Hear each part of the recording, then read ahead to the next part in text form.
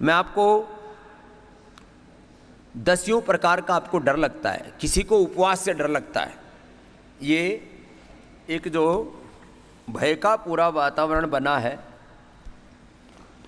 उपवास से लोग डरते हैं, कमजोर हो जाएंगे जी। भाई कमजोर करने के लिए तो हमने आपको उपवास नहीं करवाया, और ये तो हमारी जिम्मेदारी है ना। कमजोर हो जाएंगे जी। दूसरा, रक्त मोक्षण कराएंगे तो जी ये तो इसमें तो कहीं खून निकला और बंद नहीं हुआ तो कोई बात नहीं, हमारा काम है ना। तो सुनो, उपवास करने से आप कमजोर नहीं होंगे, ये हमारी गारंटी है। 1-2 सप्ताह से लेकर के 1-2 माह का हम उपवास कराते हैं विशेष रूप से। श्रृंगी से लोग डरते हैं, श्रृंगी चिकित्सा कराएंगे, रक्त मोक्षण कराएंगे तो ये हमारा शरीर में घाव तो नहीं हो जाएंगे, कोई दिक्कत तो नहीं हो जाएगी। ये काम हजारों सालों से चल रहा है और इसकी पूरी जिम्मेदारी मैं लेता हूं। आप कोई मत घबराइए। लोग डरते थे, अरे सब कुछ गड़बड़ तो नहीं हो जाएगी। हजारों सालों से चल रहा है ये रक्त मोक्षण का कार्य है, ये हमारी जिम्मेदारी है, जवाबदेही है। और इसमें आपको जिनको भी रक्त मोक्षण किया जाता है, यहां एक प्रोटोकॉल बना हुआ है। सबसे पहले उनका शरीर में किसी को HIV तो नहीं है, किसी को हेपेटाइटिस तो नहीं है, ब्लड आपका जो है इतना पतला तो नहीं है कि सिंगी लगाने के बाद में जो है वो बहता तो नहीं रहेगा, आपके खून के गाढ़ेपन का भी टेस्ट होता है, आपके ब्लड में कोई इन्फेक्शन तो नहीं है, किसी भी प्रकार का HIV तो नहीं है, किसी को किसी भी प्रकार से कोई और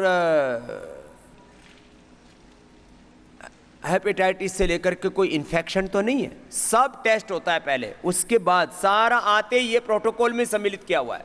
आते ही सबसे पहले आपका टेस्ट होगा, उसके बाद में चिकित्सा कराते हैं।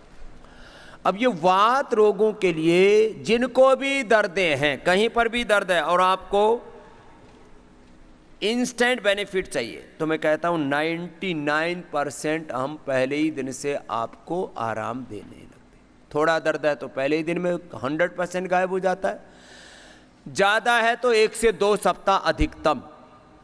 फिर अंदर से जो बॉडी को रिकवर करना है, आपकी हड्डियां कमज़ोर हैं और ऑस्टियोब्लास्ट ओस्टोक्लास्ट सेल्स में इम्बैलेंस है, हड्डियों का पूरा मेटाबॉलिज्म अच्छा करते हैं, डीजनरेटिव सेल्स को रिजुवनेट करते हैं, घिसे हुए कार्टिलेज को, घिसे हुए आपके हिप बोन को पूरा रिपेयर करते हैं, घिसी हुई हड्डी को रिपेयर करते हैं। उसके लिए फिर सारी औषधियाँ देते हैं, खान पान आदि ठीक करवाते हैं।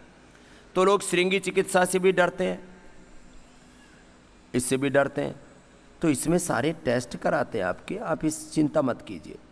फिर लोग बस्ती से भी डरते हैं, खास करके जो शहरों के थोड़े नाजुक से प्रकृति के और गांव के थोड़े से कम पढ़े लिखे लोग, अरे साहब ये पीछे से हमको पता नहीं क्या लगाते हैं, कुछ गड़बड़ तो नहीं कर रहे हैं कि कोई तो शुरू में आकर के, अब यहाँ सभी लोग चिकित्सा ले रहे हैं इसलिए ज़्यादा झगड़ा तो नहीं करते, बोले पीछे से मैं बिल्कुल नहीं लगवाऊंगा, पता नहीं तुम क्या कर दो। अरे भाई ये बस्ती जो है, ये एनिमा, ये हम हजारों सालों से लगवा रहे हैं और आधी चिकित्सा बस्ती से होती है और आधी चिकित्सा रक्त मोक्षण से होती है। ये अवश्य लेने, किसी को डरने की ज़रूरत नहीं है। कुछ लोग तो नशे से ही डरते हैं, कुछ लोग तो नेति, जल नेति, सूत्र नेति से ही डरते हैं, कुछ लोग शंख प्रक्षालन से डरते हैं कि शंख प्रक्षालन में एक बार टॉयलेट शुरू तो हो गया, बंद कैसे होगा, अरे इसकी चिंता क्यों करते हो। कुछ लोग एक्यूप्रेशर, एक्यूपंक्चर से ही डरते हैं, कहीं नस नुस इधर उधर तो नहीं दबा देंगे। अरे भाई ये हमारा काम है, करने दो। कुछ अक्षी तर्पण से ही डरते हैं, कुछ कर्णपुर से भी डरते हैं कि हमने तो सुना है आंख में कोई घी नहीं डालना चाहिए, अक्षी तर्पण से भी लोग डरते हैं। हमने तो सुना है कान में कोई द्रव्य डालना ही नहीं चाहिए। यही तो मूर्ख है, इनको पता ही नहीं अभी इन चीज़ों का। पहले ये लोग बोलते थे जल जाए तो पानी मत लगाओ, अब कहते हैं जल जाए तो पूरे पानी में कूद जाओ, पानी में डाल दो पूरा हाथ। अब जलते ही पानी लगाने के बजाय एलोवेरा लगा लो, फफोला पड़ेगा ही नहीं। अब ये जो एलोपैथी वाले हैं बेचारे, इनको तो अब इन विद्याओं का पता ही नहीं है। कपालभाति करो,